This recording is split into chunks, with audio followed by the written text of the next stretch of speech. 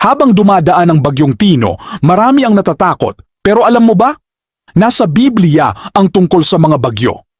Sa Job 37:9-13, sinasabi na ginagamit ng Diyos ang unos upang tuparin ang kaniyang layunin. Minsan para magparusa, minsan para magpala. Ibig sabihin, hindi aksidente ang bagyo. May paalala si Lord, bumalik tayo sa Kanya bago pa man dumating ang unos na hindi na ulan, kundi paghatol. Sabi sa Nahum 1:3, sa ipo-ipo at bagyo ay nasa daan ng Panginoon.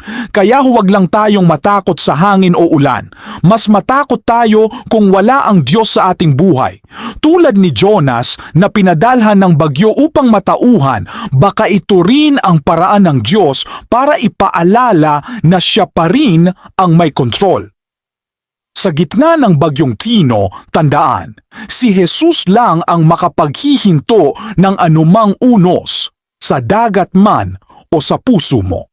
Ang tunay na kaligtasan ay hindi sa pag-iwas sa bagyo, kundi sa pagkilala kay Jesus bilang tagapagligtas.